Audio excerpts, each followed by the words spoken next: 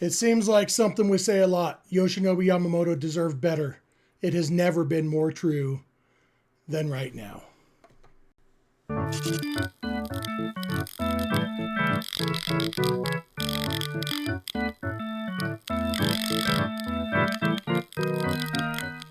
What's up, Dodger fans? This is All Dodgers, part of the Bleav Network of podcasts, brought to you by FanDuel. I am Jeff Snider. I am here. It's Saturday night.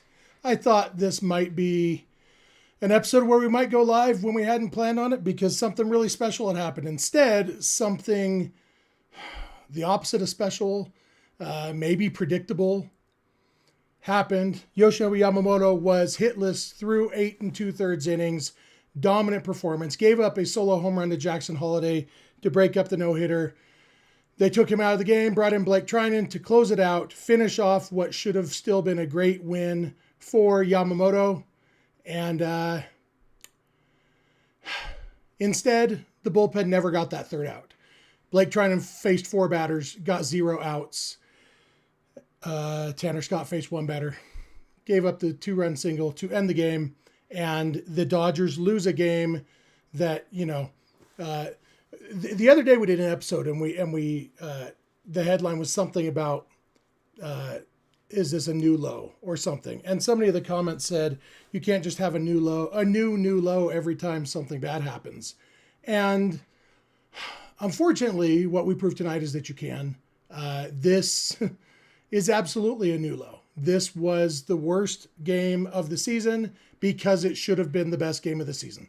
It was so close to being something special, being a no-hitter for Yamamoto. But at the very least, even after that, it should have been breaking a losing streak. Should have been a great celebration night for Yamamoto, even though he didn't finish off the no-hitter. I see somebody in the chat saying, why not Vesia for the save? The rules say you have to use somebody on the 26-man roster, and Vesia is currently in Oklahoma City on a rehab assignment. So, you know what? Bottom line, and I know I haven't seen it yet, but I know there are people saying they should have just left Yamamoto in. And the fact is, there is not a single manager in baseball who would have left Yamamoto in the game in that situation because it would have been the wrong decision. It's the easiest decision in the world when a guy is already at a career high in pitches thrown. You let him go farther than you were going to chase a personal accomplishment. Once the accomplishment is no longer there, you bring in Blake Treinen. Blake Treinen was the right move, but at some point the player's got to play. And now I'm seeing it in the chat. People definitely blaming Dave Roberts. And the fact is, no, Blake Treinen should have been able to get 1 out before he gave up 3 runs. Instead, he gave up 3 runs and got 0 outs. You can look at the umpire who did miss strike 3. The game should have been over a while ago. And we would be having a totally different conversation right now. But, the umpire didn't cost them this game, even though technically he did. But this one's not on the umpire because umpires make bad calls, and then you still got to get the outs. And Blake Treinen still had a lot of opportunities to get outs after that, and he didn't do it. But Treinen has been good. Treinen is a guy who they need to be good if they're going to do something in October. Treinen was the right guy to go to there. And unfortunately, he couldn't do it. He couldn't get any outs. And so what should have been a celebration of Yamamoto instead is another Dodgers loss. 5th in a row. The Padres are going to beat the Rockies, so the division lead will be down to 1 game. I wish I could look and see. I didn't look at FanDuel during the game to see when or what the odds were. But when the Dodgers are up 3-0 and Yamamoto has a no-hitter going, I suspect the odds were pretty high that the Dodgers were going to win this game. And unfortunately, the Dodgers did not win the game. And I don't even know what to say about this one. This is one, it's like, I'm a Dodger fan. I love talking about the Dodgers, but, after a game like this, I'm like, I guess I got to go do a podcast now and talk about how much this game sucked. And, it doesn't, yeah, I don't know. Blake Trinan has me concerned right now. The Dodgers bullpen is going to need to be good the rest of this season. And in October, I still Bleav they're going to make it to October. But if the Dodgers are going to do anything in October, they're going to have to, the bullpen's going to have to be good. And Blake Trinan is going to be a big part of that. And we've seen Blake Trinan be good. But tonight, just like, I don't know. Like he goes through these spells sometimes where he just can't find the strike zone. And if you can't, with a 3-1 lead and bases loaded and 2 outs, and you can't throw a strike, that's very concerning. I'd rather have him give up a grand slam to Colton Cowser than walk in the run there. But he just couldn't find the strike zone. And it's infuriating, really, as a fan. It's just, I see Randall in the chat saying he's going to stop watching the team after being a fan since 1959. I'm not going to go that far. I've watched bad teams, bad Dodger teams. This team right now is playing about as poorly as we've seen the Dodgers play. Still probably not quite as bad as when they went 1-16 or whatever in August and September of 2017. I remember there was a stretch in probably 2000, I feel like it was 2009, one of the years that they ended up going to the NLCS, but there was a stretch where I was like, man, this might be the worst playoff team I've ever seen. But ultimately, this is bad. The Dodgers are playing very poorly right now. I'm not giving up because I was born a Dodger fan. I'm going to die a Dodger fan. And in between, I'm going to sometimes wish I could die a Dodger fan, That's what's going on right now. It's like, come on. And my policy for myself is I don't let myself get mad about regular season games. I save that for October. I may have slightly violated this. No, I wouldn't say I got mad. It was just, there was definitely emotions and they were negative. I don't know if it was anger, but there was negative emotions going on inside of me. And it's, I don't even know what to say, but luckily we have a super chat here from our buddy Francisco Diaz. He says, I am fully convinced that this team is cooked. This is an unacceptable loss and nothing good is coming our way. The division is slipping away and the slim chance of not making it to the playoffs is real at the moment. The way they're playing right now, it's hard to argue with any of that.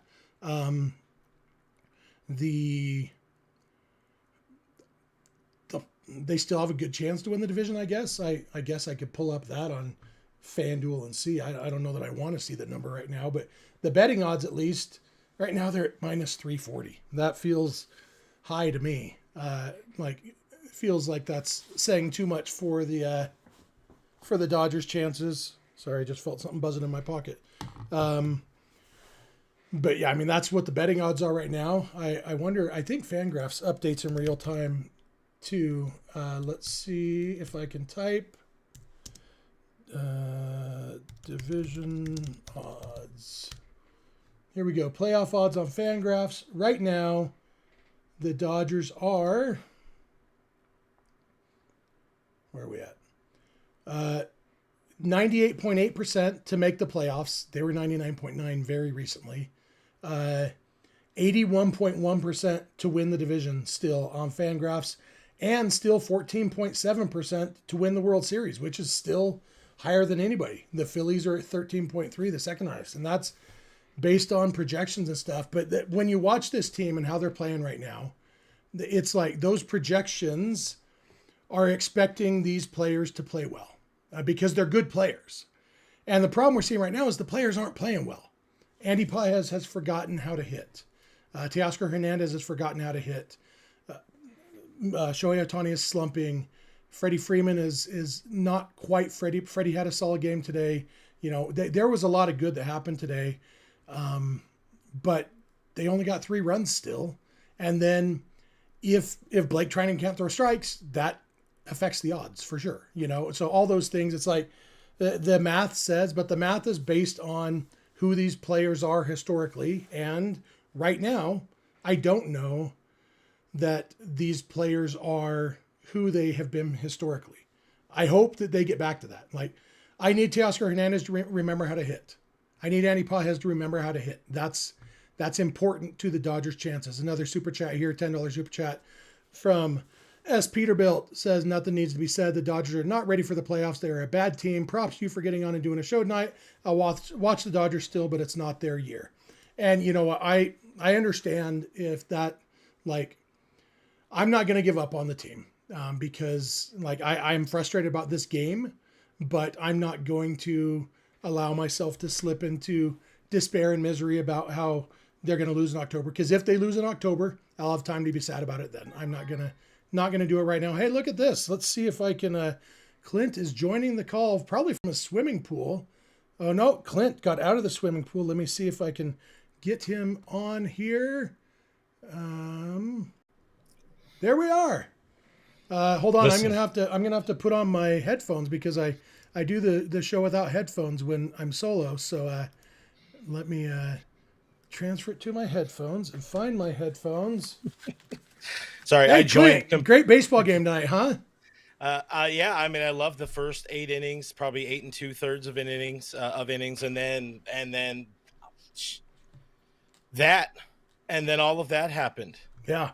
You know, I was sitting out there, just feeling myself getting angry and angrier. Like, it started with just laughing. I was like, if any team is going to have this happen, it's this version of the Dodgers. They are so bad right now. We talked about this on my morning show, just how I asked, are they a bad team? And we asked this a month or two ago. Are they a bad team just right now? This is a bad team. They are broken. They are shattered. I don't know if you can come back from this one. And I overheard for a second you going to the FanDuel odds and trying to find a semblance of positivity. I don't have it. I was mostly just surprised that they're as high as they are, honestly. And for me, it's Saturday for FanDuel as well. I get what you're saying right now, and I agree with you. The Dodgers are a bad team right now. And they've been a bad team right now. I know, but they've been a bad team right now for 2 months now, which probably does qualify them as a bad team. But it's also still most of the same players who were a good team just a few months ago. And so I'm not ready to say they will continue to be a bad team because I wish I knew why they're such a bad team right now. And because then maybe they could turn it around. Not that they would call me and ask me anyway, but ultimately, I think that it's, I got to remain hopeful that they can become that good team again because it is still mostly the same players, you know? Yeah, I mean, it's the same players, good players, living players, but they're not playing well right now. There seems to be, I wouldn't say it's not a rift. There seems to be just something missing from this clubhouse, some sort of spark, some sort of feeling. And it definitely feels like they have been trying to chase, perhaps maybe too much, trying to chase that same feeling from last year. You got to find a new feeling, a new vibe, a new sort of thing each and every year. And, you know, it just, whatever worked last year, it's not working this year. And yeah, they are a bad team right now. They've been a bad team for 2 months. They really haven't been a good team since April. They kind of struggled in May. We talked for months about if and when. Yeah, they didn't have starting pitching. Starting pitching was the issues there, was the big issue there. But now it's offense. It's the bullpen. It's the inability to. I mean, there's so much pressure on these dudes. John, I'm seeing John, and guys, we definitely got to get to the chat at some point. John saying this might be the most embarrassing loss in the Dodgers 141 year history. It's a painful one. It's definitely one of the more painful ones because that roller coaster, Jeff, my sweet word, to be 1 out away, 2 strikes away from a no-hitter and everything resetting, ho-hum, a great, perfect Dodger win, no-hitter, 3-0 shutout to, okay, 3-1. That's what I even said on Discord. Let's get to 3-1. Get a 3-1 win. I don't want a blowout win. Get me a reasonable baseball win to getting walked off. Yeah, and I don't know. I don't know how you come and I back from that. guess if I was looking to be optimistic, Delirium 9 says, I thought the no hitter was going to be the galvanizing moment that would change Yeah. our fortunes. And from a baseball standpoint, all the good stuff that would have happened. It's just that Blake Trinan also happened, and so it's like, does Blake Trinan sucking tonight take away everything good that happened tonight? It probably does. But if I was trying to be optimistic, I'd say, you'd still take something from this. But, the fact is, I feel like even if Yamamoto had finished the no hitter and we were doing this live show in a celebration, we would probably be saying something like, sure would like to see the offense score more than 3 runs, though, because, we shouldn't be that stressed in a no hitter. The last, Clayton Kershaw's no hitter was nice. They're up 8-0, like be up 8-0 so that you can be only worried about the no hitter and not worry about the game. And that's the, I don't know that. What do you think? We got 2 questions, a couple of them from the chat. Gracie asking or saying, why take Yama out? I was thinking the same thing. Obviously, it's a pitch count. He didn't have anything else to pitch for outside of. And I talked about that while you were in the pool. The pool was very nice until I started getting warm because I was getting angry. Yeah. I just think, and I'll repeat it briefly. I think when you've already let a guy throw a career high in pitches to chase a personal accomplishment, once the personal accomplishment is no longer on the table, you get him out of there. And I think there are 30 current major league managers and 250 former major league managers who would have done the same thing, and it would have been the right move for all of them. Blake, the fact is, this isn't on Dave Roberts. This is on Blake Trinan, Yeah. And I could also understand Blake not being ready for that situation, but also you got to be ready for every situation. Yeah, because as soon as Yamamoto gives up a hit, he's coming out of the game. Yeah, he plainly didn't have it. So I agree. Like I could see both sides of the argument for the Yamamoto decision. Now, somebody had said Dodgers 967 asked, why did he put Scott in? Now that's a good time for this super chat, I guess. $4.99 super chat from ADK. I'm not a Fire Dave Roberts guy, but his unwavering desire to turn Scott around lost this game. And trying and poop the bed. The Tanner Scott decision, like that felt a little bit. I understand why you're trying to get him right, but that felt like a slap in the face directly to me. It seemed like they were getting Tanner Scott warm to face Colton Cowser, but he wasn't able to get warm fast enough. Because when the mound visit came out to talk to Tanner Scott with Cowser coming up, it seemed like they're stalling to get Tanner Scott in this game. And I even thought when Trinan went 1-0 on Cowser, I thought they might make a change at that point. I don't know who else you go to there. Anybody. I mean, Tanner Scott, like in that situation, you already know that he is a down in the dumps. He is probably his biggest hater. He is 1-2 nights removed from saying baseball hates me right now. To put him in that situation where the pressure of the entire team, the pressure of every fan watching that game, understanding the importance of the Dodgers actually getting a win, to put Tanner Scott in there, that is the worst. In my opinion, that is the worst pitching move Dave Roberts has made in probably 5 years. Since the 2019 NLDS.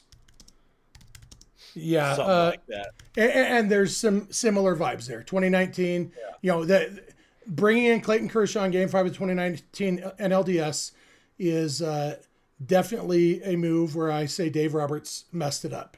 And because I think it was let's give Clayton Kershaw his moment so that, all the haters and doubters can shut up. And then it didn't work out. And so maybe there was some of that today. I do think that, somebody said Jack Dreyer, how many, he threw 18 pitches yesterday. So yeah, he could have been an option. I don't know. I think what you're hoping for there with Tanner Scott is we saw he had the strikeout stuff last night. And, Jack Dreyer, like even with 2 outs, it's like you'd rather have a strikeout there just so that something doesn't fall in. Obviously, what happens when you don't get the strikeout is exactly what happened. It's a little weakly hit game-winning single to center field And maybe you'd rather have Dreyer because he's more like to give up something solidly hit, an actual fly ball to center field instead of a bloop saying, I don't know. We got another super chat here. And this is something that's worth talking about too from Paul Vaughn. $2 super chat said, did Andy Pages misplay the home run ball? And, I was watching the replay. Did I miss?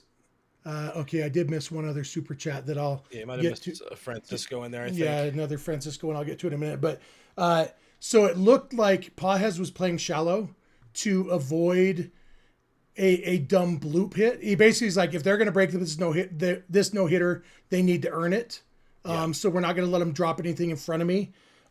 It did kind of look bad because he did slow up to play it off the wall. And I think maybe in a 3-0 game, maybe you go all out, even if you have a 2% chance of catching the ball. You give the eyewash the token effort, like you go up against that wall, you make every attempt to rob it, because either it works or at least you can say I tried. He was clearly playing that off the wall, thinking, okay, I'm gonna make sure that this doesn't turn into a triple. But yeah, you really got to wonder with Andy Pages and his occasional lapses in baseball IQ. You have to wonder if he was aware of the no hitter even being like in effect in that moment. Yeah, maybe. It could be. Let's get to these other super chats. Francisco earlier, $9.99.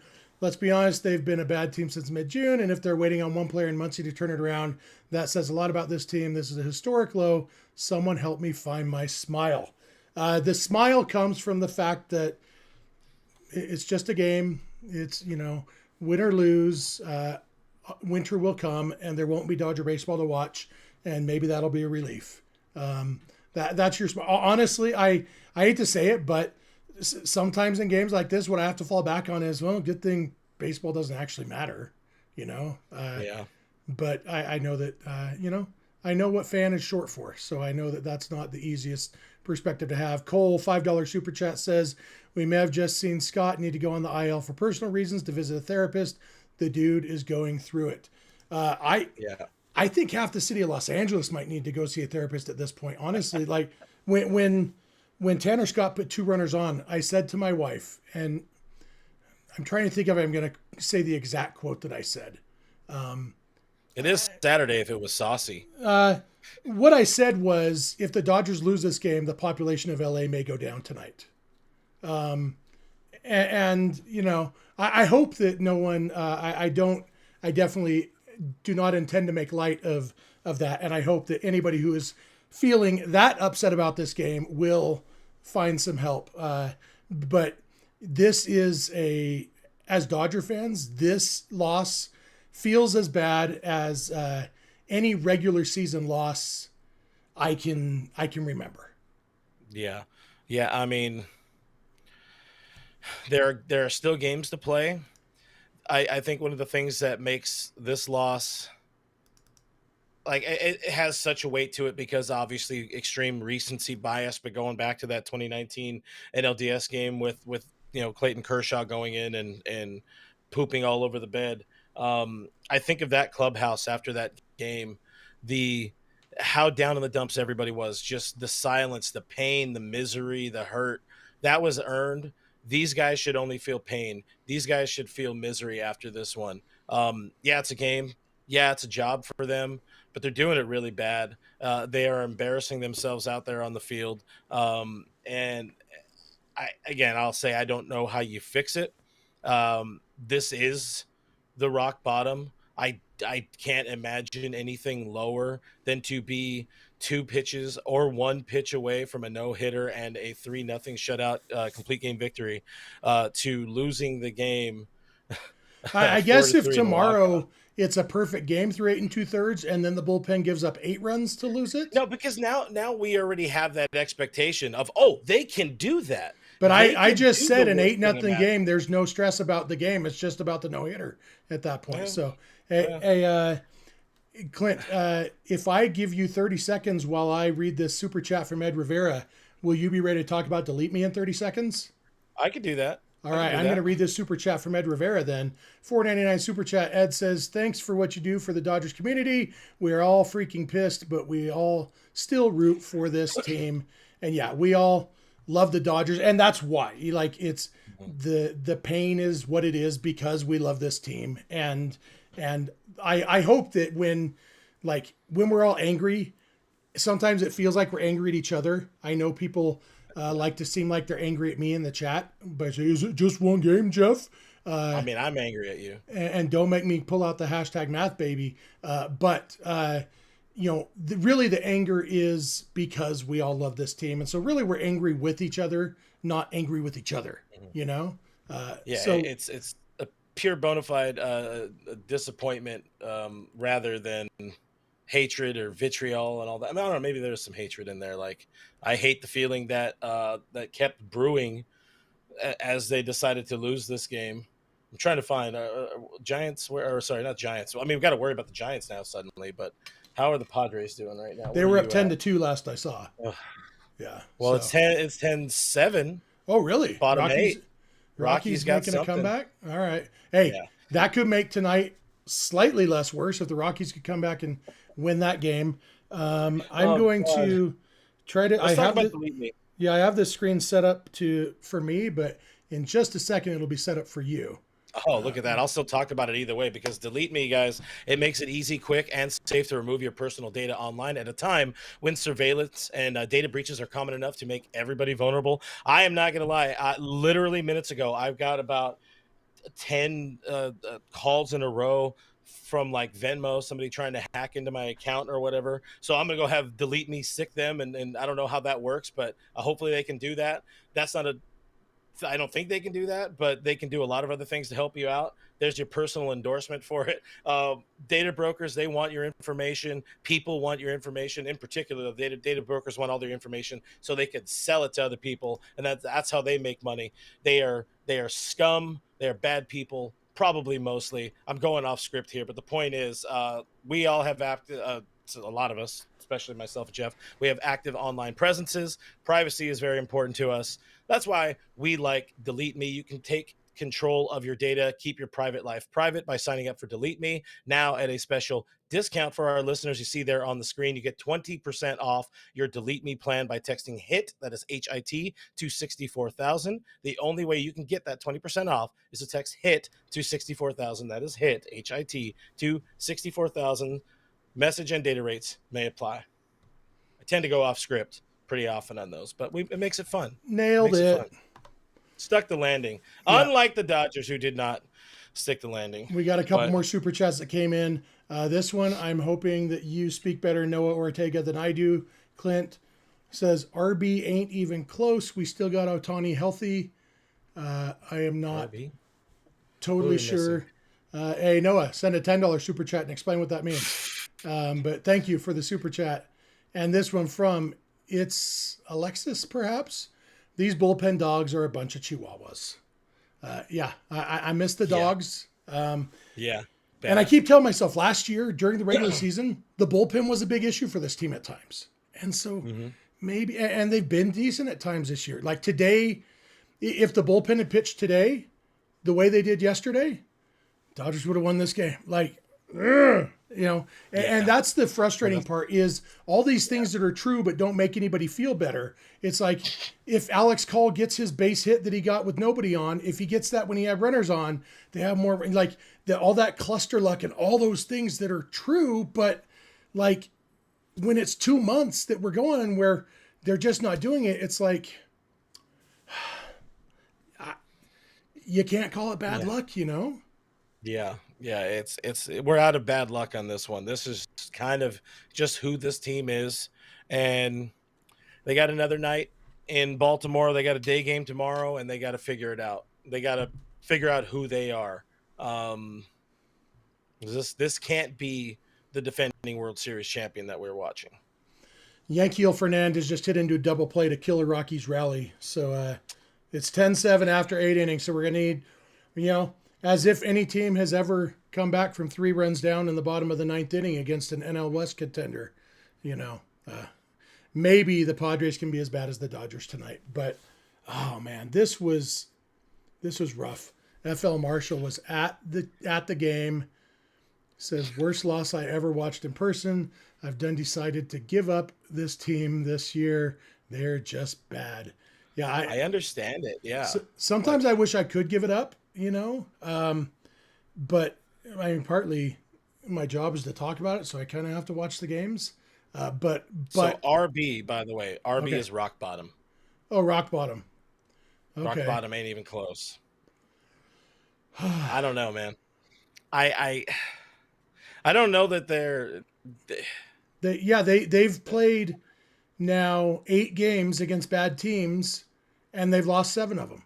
And the one they won took a walk-off home run because Tanner Scott tried to blow that one too. Like this stretch that I said they should go 12-3, they are now 1-7 so far, which means the best they can do is 8-7, and that's if they suddenly remember how to play. Between right now and 1 p.m. Eastern tomorrow or whenever it is.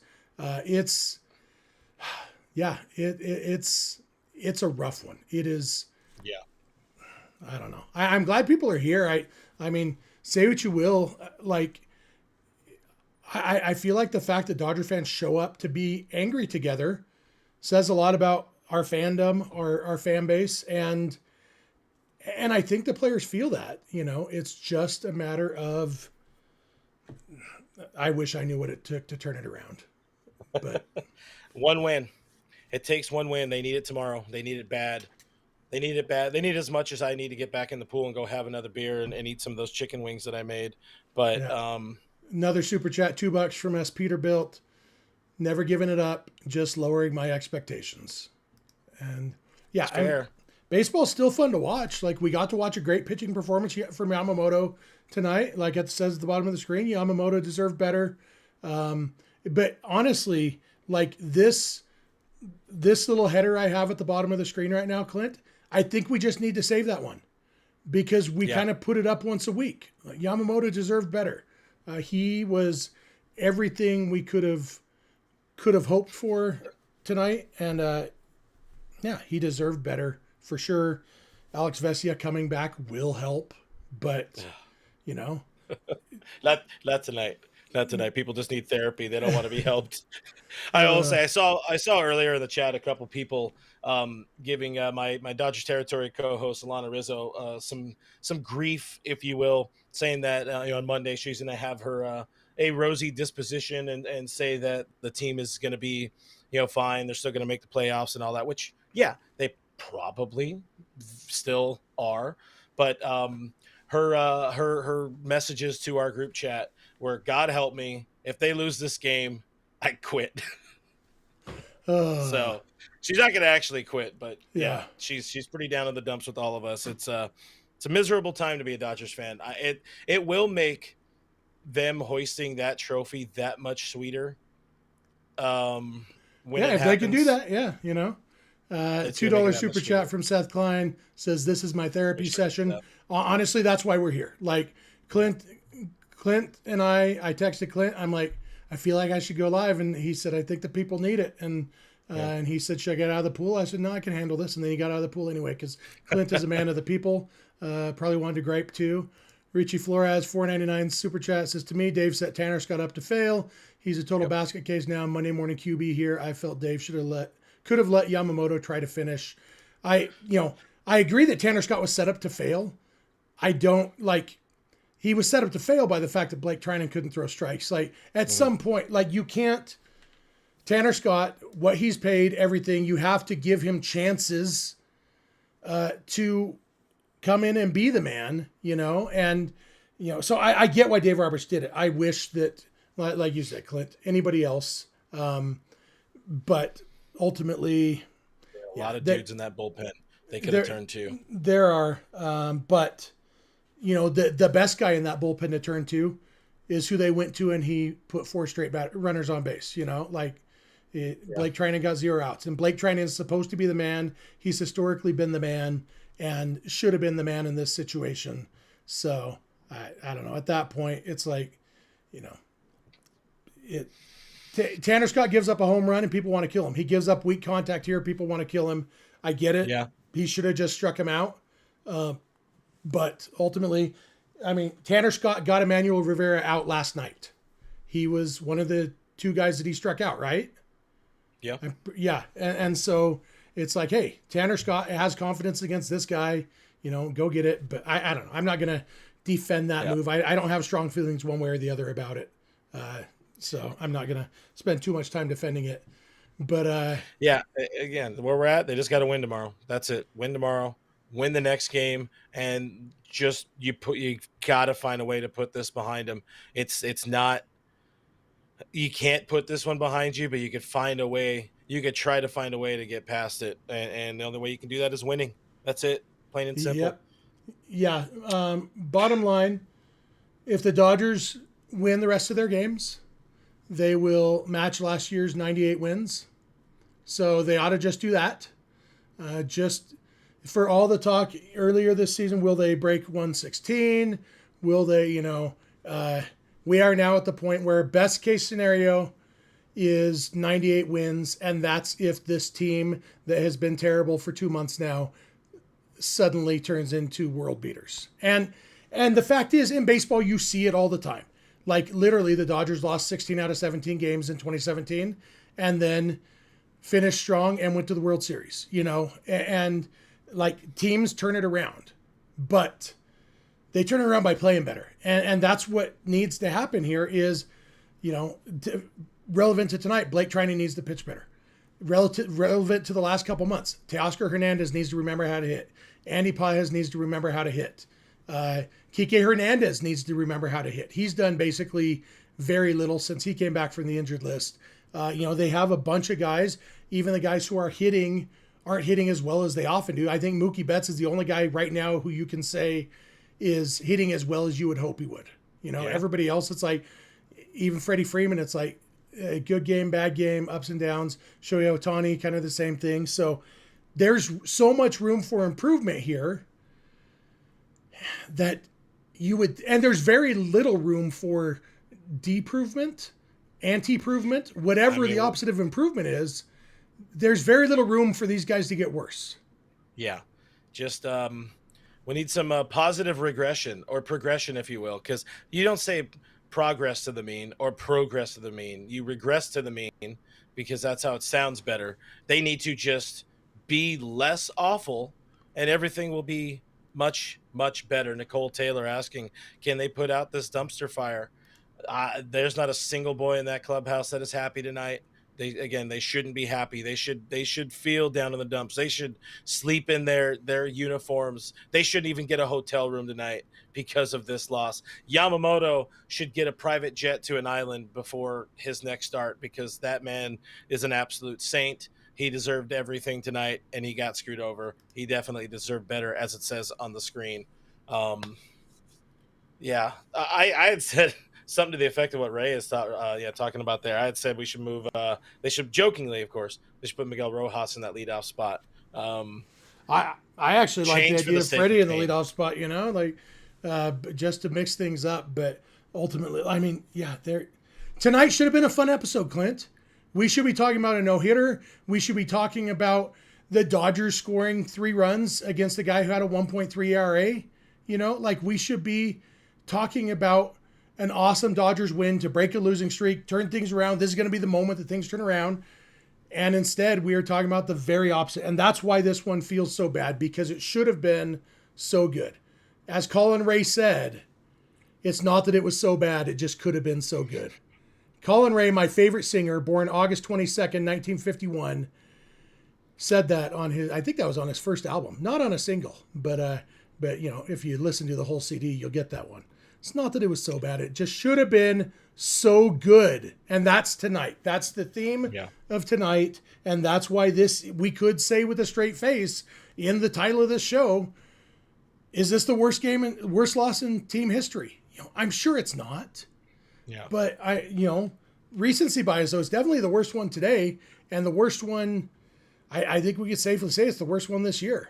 And facts. And there's been a lot of losses this year. A lot more than we might have expected. Ray has a good point. We should be talking about Ben Rortvet's part of history. Ben Rortvet, 2 sacrifice bunts to set up the first 2 runs, and then he scored the 3rd run. This was the Ben Rortvet game. Not to mention it was catching a near no-hitter in his first start with the team.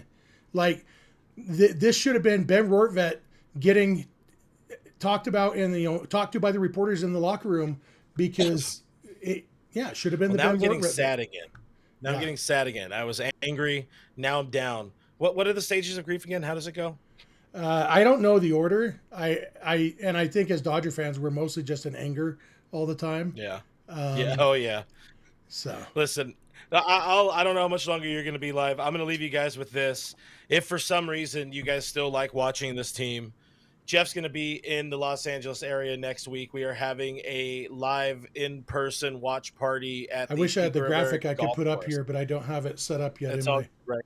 Check it out. We'll link it in the description. Check it out on the All Dodgers Pod social media or our social media pages. But September 13th, Saturday, Dodgers at San Francisco Giants, where they just might be the first place team by that point in the season. But we would need to talk about that. But come meet us, come hang out with us, come have some drinks, come have some colas with Jeff. Hopefully the team is better by then.